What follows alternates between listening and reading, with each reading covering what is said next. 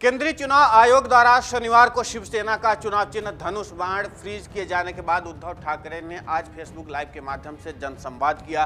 शिव सैनिकों के साथ किए गए इस संबोधन में उन्होंने कहा, आज मैं अपने परिवार से संवाद साध रहा हूं। सब कुछ करने के बाद कुछ लोग असंतुष्ट होकर के चले गए। कुछ लोगों ने हमारे साथ गद्दारी की है। जिन्हें मुख्यमंत्री पद लेना था वो पद लेकर बैठ गए। अब शिवसेना पार्टी प्रमुख होने का सपना देख रहे हैं। कई बार हमने बर्दाश्त किया लेकिन अब सहन नहीं होता। आगे उद्धव ठाकरे ने कहा कि शिवाजी पार्क में शिवसेना की रैली ना हो, इसके लिए पूरी ताकत लगाई गई। लेकिन रैली हुई, 2 रैलियां हुई, लेकिन एक दशहरा रैली, एक 5 स्टार रैली थी। हमारी दशहरा रैली अभूतपूर्व थी, निष्ठा खरीदी नहीं जा सकती, वो हमने दशहरा रैली में देखी। इसके लिए आप लोगों को धन्यवाद देना चाहता हूँ। शिवसेना नाम मेरे दादा ने दिया था। पहली चुनावी जीत शिवसेना को ठाणे ने दी थी। वसंतराव मराठे पहले कॉरपोरेटर बने। कई लोगों को लगता है कि उनके दम पर पार्टी यहां तक पहुंची है। ऐसा नहीं है, कई लोगों ने इसके लिए योगदान दिया है। लेकिन कुछ लोगों ने अपनी मान सम्मान पार्टी की छाती पे खंजर घोंपा है। जिस नाम ने उन्हें नाम दिया वो नाम पहचान उन्होंने फ्रीज करवा दी। उद्धव ठाकरे ने कहा कि कल जो चुनाव आयोग ने शिवसेना का चुनाव चिन्ह फ्रीज कर दिया, ये कुछ ऐसी बात हुई जैसे कि प्रभु श्री राम का धनुष बाण 40 सर वाले रावण ने तोड़ दिया।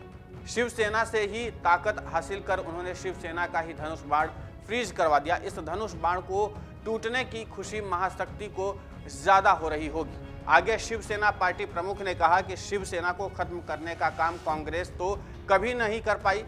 आपने किया, कुछ समय के लिए ही सही, लेकिन आपने चुनाव चिन्ह फ्रीज करवा दिया है, शिवसेना नाम फ्रीज करवा दिया है। अब जब सुप्रीम कोर्ट ने जिन 16 विधायकों को अयोग्य ठहराने का जो मामला चल रहा है, उसमें से अगर वो अयोग्य ठहराए गए तो ये चिन्ह फ्रीज करने की जिम्मेदारी कौन लेगा? कोई बात नहीं, ये भी एक चुनौती है। संकट में ही सफलता के बीज छुपे होते हैं। उद्धव ठाकरे ने कहा कि हमने चुनाव आयोग में पार्टी के लिए 3 नए नाम और 3 नए चुनाव चिन्ह के सुझाव दिए हैं। हमारी मांग है कि हमें चुनाव आयोग जल्द से जल्द कोई एक नाम और पहचान दे। उद्धव ठाकरे ने 3 नाम बताए। शिवसेना बाला साहेब ठाकरे, बाला साहेब प्रबोधन ठाकरे शिवसेना, उद्धव बाला साहेब ठाकरे। इसके अलावा उद्धव ठाकरे ने 3 चुनाव चिन्ह भी दिखाए, त्रिशूल, उगता हुआ सूरज, मशाल। इसके बाद उद्धव ठाकरे ने कहा कि कोई दूसरा क्या करता है हमें इससे कोई लेना देना नहीं है।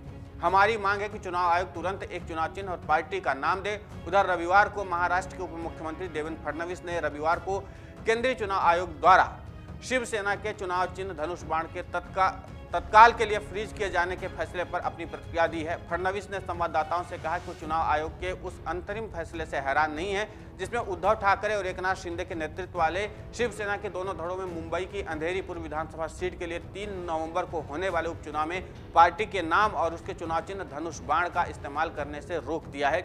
लेकिन इसके बाद उन्होंने ये भी कहा कि चुनाव आयोग शिवसेना के नाम और चुनाव चिन्ह पर मालिकाना हक को लेकर के अंतिम फैसला सुनाएगा। मुख्यमंत्री एकनाथ शिंदे के नेतृत्व वाला गुट सफल होगा। बीजेपी के वरिष्ठ नेता ने पुरानी मिसालों का हवाला देते हुए कहा कि चुनाव आयोग ने सही संवैधानिक दायरे के तहत सही फैसला किया है। महाराष्ट्र के मंत्री और शिंदे गुट के प्रवक्ता दीपक केसरकर ने कहा कि हमारे पास बहुमत है क्योंकि अधिकतम विधायक और सांसद मुख्यमंत्री एकनाथ शिंदे के नेतृत्व वाले खेमे के साथ हैं।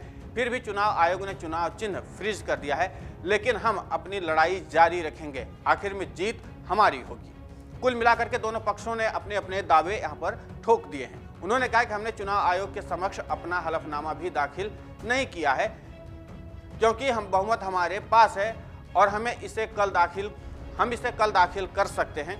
ठाकरे खेमे पर भी निशाना साधते हुए कहा कि जब चुनाव आयोग ने मूल पार्टी के चिन्ह को सील कर दिया तो वैकल्पिक चुनाव चिन्हों के साथ भी तैयार थे। उन्होंने कहा कि ऐसा लगता है कि उन्हें धनुष बाण चुनाव चिन्ह से कोई लगाव नहीं है। शिंदे गुट के प्रवक्ता दीपक केसरकर ने आगे कहा कि ठाकरे गुट ने चुनाव आयोग की पिछली सुनवाई के दौरान जानबूझकर के समय बर्बाद किया। शिक्षा मंत्री ने आगे दावा किया कि अगर वे वास्तव में पार्टी के चुनाव चिन्ह की रक्षा करना चाहते थे तो वे पहले आसानी से दस्तावेज जमा करा सकते थे। अब कुल मिलाकर के दोनों तरफ से जो बातें कही जा रही हैं उनके अपने अपने दावे हैं, अपने अपने पक्ष हैं, लेकिन मामला अदालत में भी है। और जिस तरीके से उद्धव ठाकरे एक बार फिर से हाई कोर्ट पहुंचे हैं और जिस तरीके से उद्धव ठाकरे ने आज जनसंवाद के जरिए अपनी बातें कही हैं वो काफ़ी कुछ कहती हैं।